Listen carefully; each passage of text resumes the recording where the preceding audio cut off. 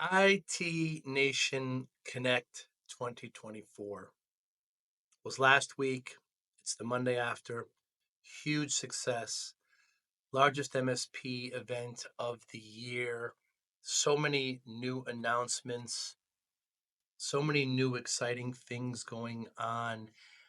We had a great time. We had Podcasters Row for the first time ever at an MSP event, by the way, not just ITNation, where we had 9 podcasters set up in their own area, in a high traffic area, just having conversations with attendees, MSPs, with vendors, with ConnectWise staff. Just a wonderful event. Ushering the new CEO, Manny Ravello, as Jason McGee exits, and lots of great new product announcements. I personally had a speaking session there as well, which was a great success. How to help MSPs in sales and marketing with podcasting. There was great after parties with Universal and Stone Temple Pilots, and Tony Hawk spoke, and it was an incredible event. We recorded many conversations, and the following is one of the conversations, and they were all great. It was a high traffic area, so they might be a little noisy, but just a great event. I encourage everyone to consider going to it. Thanks so much for listening. Hi, I'm Joey Pinz, and here's my 45-second introduction. After starting my business in the 90s, I started developing poor habits of eating in my diet because of working way too much. I found myself at 340 pounds. The doctor told me if I don't lose the weight, I'm not going to see my daughter graduate. I took the next 7 months, lost 130 pounds. People ask me, how'd you do it? What's the secret? I need to lose weight. How'd you do it? How did I lose the weight? Just one word: discipline. I've had other successes in life, and I attribute them all to discipline. Now, I'm not the king of discipline, but I believe that it can help all of us. Friends convinced me to start a podcast. The podcast mission: how do we better ourselves and society? I talk to interesting people in health, fitness, sport. I have so many questions about Juilliard. So tell me, is New York City, so you're a professional musician. When did this start? What instrument? It started in 6th grade. I'm a tuba player. And I just liked the sound of it. And it was also, as a 16-year-old, or not 16, not 10-year-old, whatever you are in 6th grade, it was the biggest thing in the room. So I was like, I want to play that. So a lot of fun. You climb into that instrument. For that one, yeah, the sousaphone. I played more the traditional tuba that sits on your lap in front of you. Yeah, that's what I play now. Yeah. And you went to Juilliard. Tell me about that experience. Juilliard was amazing. It's one of those scenarios where you're around the people that are the best of the best. Yes. And it raises your game, raises your skill level, and it also makes success more attainable because you see people around you doing hard things, and so it makes it just feel more attainable. Wow. So you could read sheet music, you understand music theory. Yeah. Why not pursue that? I did. I was in a professional orchestra for a few years after I got out of college. And unfortunately, in the United States, the music business is not a good one. And my orchestra went bankrupt. I was in the Sacramento Symphony. Wow. And so I auditioned with about 120 other people for that spot, and then it just vanished 3 years later. That quick. And there were no other jobs. So there's one tuba player in every orchestra, right. And so you have to wait for somebody to die or retire before you can audition for a new job. And So there weren't people going to be aren't any attending? auditions. Why fold? People aren't attending? People aren't... It's just financially, it's not a great model. It's not as much part of our culture as it is in Western Europe. Orchestras only earn about 40% of their budget. The rest of it's all from endowments and donations. And so it's a tough business, especially for smaller regional orchestras. What's your favorite piece to play, Rob? I do. I still play. There's professional regional orchestras in my area that I play with frequently. In Pebble Beach, when I can fit it in, yeah. Wow. Mainly around the San Jose area, up in Santa Rosa, Beautiful Oakland place Symphony, there. those types of groups, yeah. And so do you have a favorite musical piece to play? Absolutely. Anything Gabrielli, anything brass-oriented. I love Mahler symphonies, Shostakovich symphonies. Wow.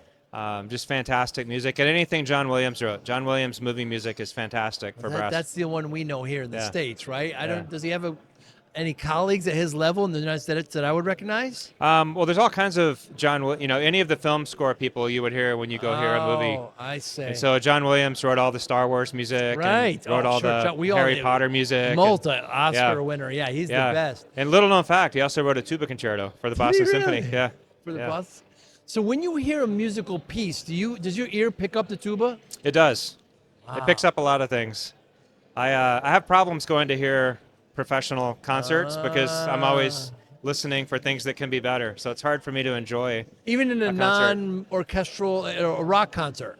Rock concerts, I'm listening for the bass. I'm listening to the timing. Really? I was fortunate recently to hear a singer and a guitar player in a private setting, and everybody else was listening to the singer, and I was really listening to the guitar player because he was incredible. Really? Yeah. An acoustic six-string? Acoustic six-string, just an amazing musician. So he was plucking? He was plucking, he was strumming, he was doing things on the wood, percussive. He had a really interesting rhythmic style. So it was fantastic. So in the car, you're listening to music all the time? I don't listen to music as much in the car because it's not a great environment for it. Right. There, I'm mostly listening to, just pop stuff on the radio or the news or those kinds of things. So you listen to music on closed ear headphones? Closed ear headphones or earbuds sometimes, but generally closed ear headphones. Wow. Yeah. And your go-to symphony when you're feeling down is? New York Philharmonic, playing Mahler. Really? Yeah. What is it about Mahler? It's songs that are very organic. A lot of it's built around kind of folk songs. Just a lot of brass, very dramatic. So yeah, the Germans, very, very, very dramatic. Yeah. It just gets at your soul. It really does, doesn't it? Yeah. Yeah, I know so little about.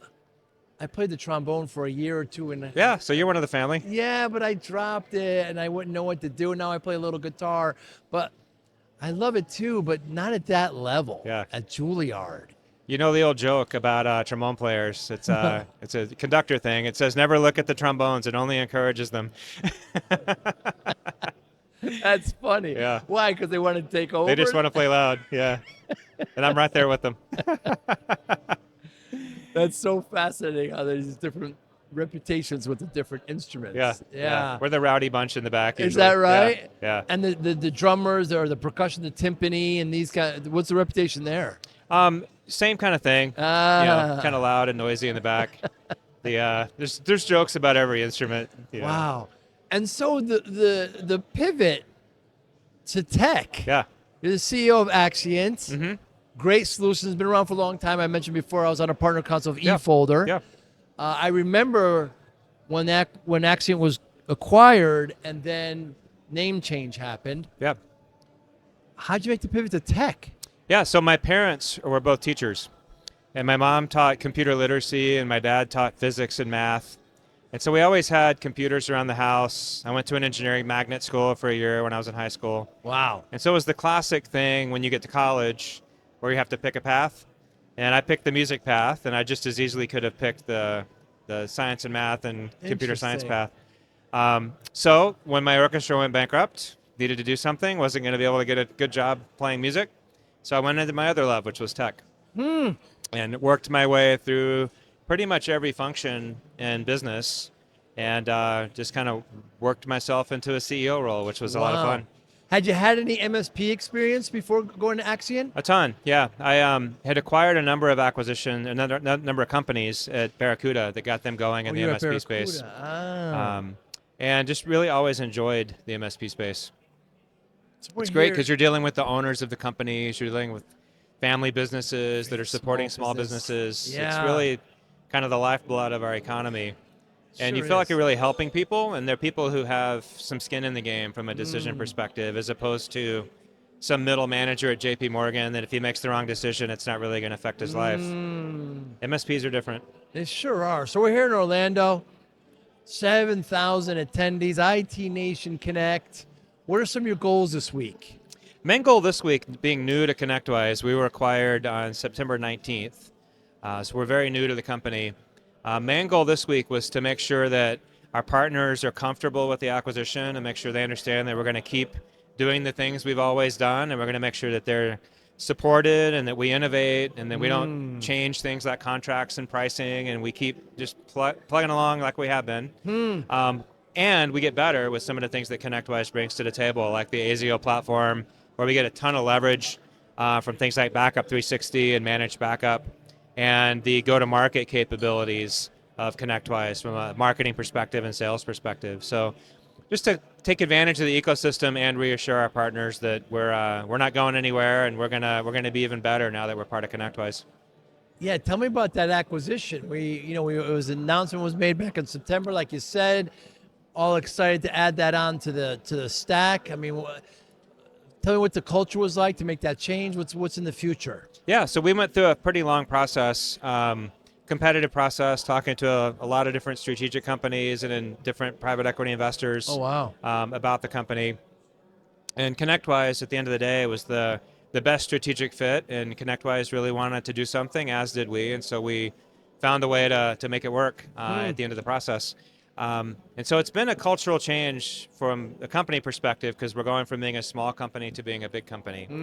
And what I always tell people, having done this multiple times in the past, is we now have a bigger canvas to paint on, and we've got more colors in the palette, and it creates a lot of opportunity to just go do even more of what we were trying to do as a smaller company. So some people might see it as, hey, things changed, we're not a small company anymore. I see it as, hey, it's great, things changed, we're not a small company anymore. Same thing. It just depends on how you look at it. And as the CEO of Axcient, what keeps you up at night?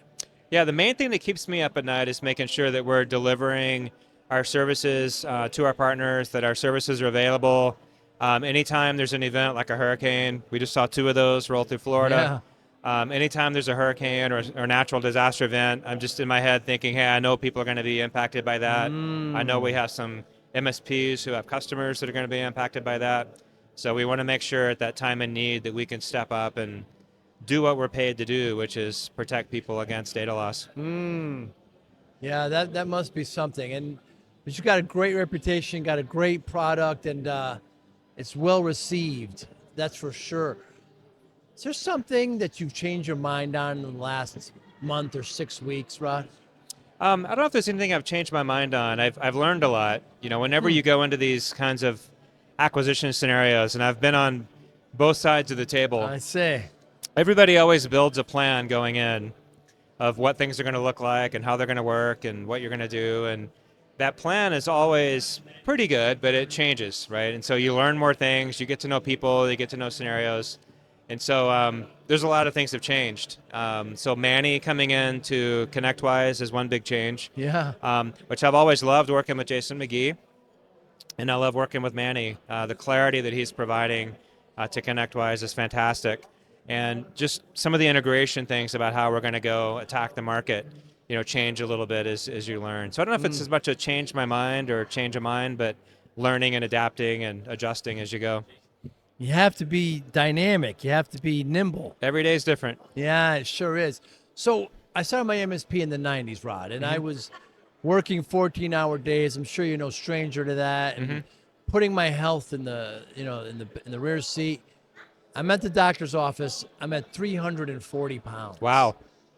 She says to me, if I don't lose the weight, I'm not going to see my daughter graduate. My daughter was just born. Yeah. So I'm driving home, pissed off at myself. This is my pie hole. I'm the one who did it. You know. Next 6-7 months, lost about 130 pounds. Wow. You can't look at it as a finishing line, right? You got to change permanently.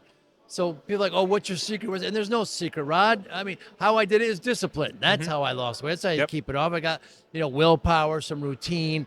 How does discipline play a role in your life, Rod Mathews? Yeah, I'm very disciplined about a lot of things. I learned a lot of discipline at Juilliard, right? Learning how to practice, learning how to prepare, learning how to do things at a high level. I am better at applying my discipline to my business than I am to things like go take a walk, go to the gym, go do what you need to do for your own personal health, right? And so that's one of the things I'm trying to get better at, is spend a little bit more time walking around and get up out of the chair and not have so many 14, 16-hour days, which has been pretty common the last 6 weeks. But it's one of those things, like you said, you've just got to pick the things that you want to be good at and be disciplined about them, and write down what you're going to try to do and go get it done. We used a construct inside Axcient, comes from Patrick Lencioni, called the Rally Cry from his book, The Advantage. And it really is as simple as, what's the one thing that is the most important thing that you need to do as an organization? And for us, the very first one we did was build a growth engine.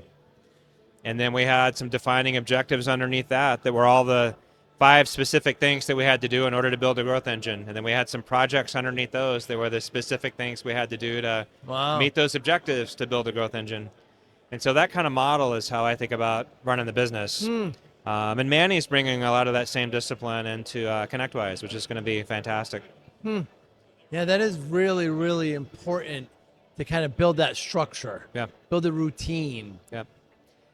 As we bring together the Skykick team and the Axcient team under the new data protection unit That's at Axcient right. or at ConnectWise, that's one of the things that I'm going to have to spend a lot of time on, is just making sure that we all know what we're doing and we all have a shared goal and we all have clarity on what's the most important thing and where do we need to spend our time. So that's my role in any organization, is to try to provide clarity and obviously answer the hard questions and deal with the things that get floated up to your desk. But the primary job is create clarity and just communicate like crazy about it. What motivates you, Rod? Success, growth. That was one of the things that was attractive about Axcient, is when I took the CEO role, I knew the space well. I had done, like I mentioned, some acquisitions at Barracuda to get them into the MSP space. I knew the product and the use case well from having been in the data protection business for 30 years. But I didn't necessarily know how to be a CEO yet. It was my first CEO role. And so what really motivated me was exceeding whatever targets we set with the board. So we had a growth target and a EBITDA profitability target, and we beat every one of them every quarter. Wow. And so that was a lot of what motivated me, was outperforming expectations. And so that's a lot of what we're going to try to do at ConnectWise, is we've got expectations for the business, and I'm going to do everything I can to exceed them. That's a big motivator for me. And so how do you measure success given that motivation? It's pretty easy in those scenarios because it's a scoreboard. It's you Right, need to grow it's a this amount, scoreboard. you need to hit this dollar amount, EBITDA needs to be this percentage.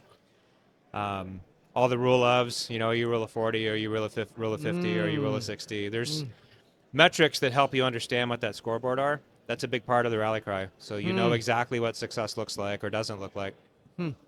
What's your favorite shot in golf? My favorite shot in golf should be my driver, Yeah. but it's not. My favorite shot in golf is actually putting. I'm a pretty good Putting! putter. I'm a pretty good putter. I'm a terrible driver. Arcos tells me if I can improve my driving, I'll drop a bunch of strokes. Right. And it just eludes me. So that should be my favorite shot, because especially since I need to practice. Sure. But I love a good 8-foot putt. Do you really? Yeah. Do you have a preference on the break? It doesn't matter. I'm not supposed to make any of those, and so it's 8-footers, statistically. yeah. And so it's fun to try to, like I said, beat expectations. You keeping it under 30 putts around? Generally, yeah. Oh, Yeah. wow. Yeah. Yeah, that's very Yeah. good. I'll yeah. average, 1.8, something like that per round. So nice, 30-ish, nice. right? Yeah. Rod, thanks so much for your time. I look forward to, I'm such a fan of ConnectWise and the ELT, and look forward to continued success. Thanks so much for your time today. Thanks, Joe. It's great to be here. Thank you for listening and or viewing Joey Pinz Discipline Conversations. Please share this episode with one or two of your friends who you think may benefit from the episode. Our website, www.joeypins.com. There you'll find lots of resources, and you could join our mailing list. Please follow us on all our social media, Instagram, Twitter, and Facebook. Podcast information, the video version of our podcast is on YouTube. Please subscribe. Audio is on all major podcasting platforms. Please follow them. And if you like it, please consider giving 5-star rating. Would really appreciate that. Thank you again for listening or watching Joey Pinz Discipline Conversations.